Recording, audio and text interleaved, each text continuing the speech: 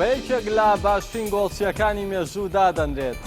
نازناوی ئەختەبوتی هەیە، تاکو و تەمەنی 45 ساڵی لە یاریکردن بەردەوام بوو.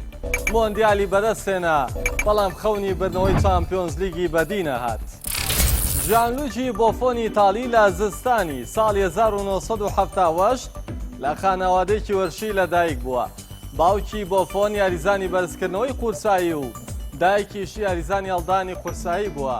هەردوو خوشکەکەشی یاریزانی بالە بوون. بۆفۆن لە تەمەنی 5 ساڵیەوە دەستی بە یاریکردن کردووە.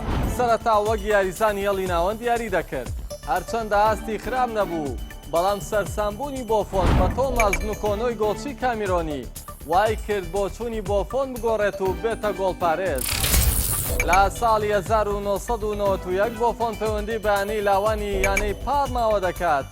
دواتر بۆ تیپ یەکەم سەرخرا لە ساڵی 1995 کاتێک بۆفۆن تەمەنی 17 ساڵ و 295 ڕۆژ دەبێت لە یاریەکدا بەرامبەر ئێسی میلان بەسەرەکی یاری دەکات.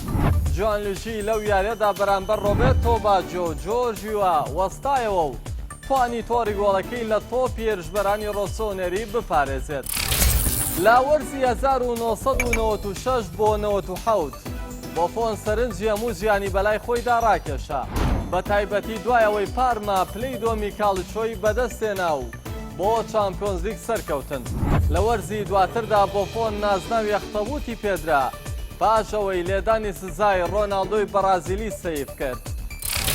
ئەگەر چی بۆفۆن بۆی پێکانەوە نەیتوانی بەشداری مۆندیالی 1998 و یۆرۆی 2000 بکات، بەڵام کۆڵی نەدا و لە هاوینی 2001 بە 52 ملیۆن یۆرۆ پەیوەندی بانەی یۆڤانتۆسی ئیتالیاوە کرد و بووە گرانترین گۆڵچی مێژوو لەو کاتەدا. بۆفۆن لەگەڵ هەڵبژاردنی ئیتالیا توانی مۆندیالی 2006 بەرێتەوە. لە کۆی 7 دیاری لەو جامەدا بۆفۆن تەنیا 2 گۆڵی لەسەر تۆمار کرا.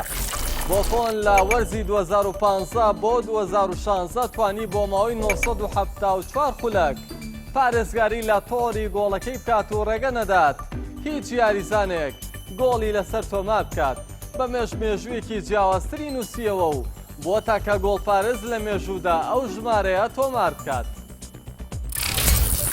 بۆفۆن لەگەڵ خانمەپیرەکە نەیتوانی خەونی بردنەوەی نازناوی چامپیۆنز لیگ بێنێتە دی و لە سێ یاری کۆتایی چامپیۆنز لیگ بەرامبەر ئێسی میلان و بەرشەلۆنە و ڕیال مەدرید شکستیەنە.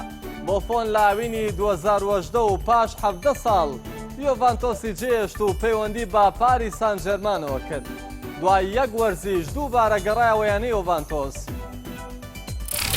لە هاوینی 2021دا گەڕایەوە یانەی پارما و لەم یانێش بێکجاری واسێنانی خۆی لە یاری تۆپی پێ ڕاگەیاند.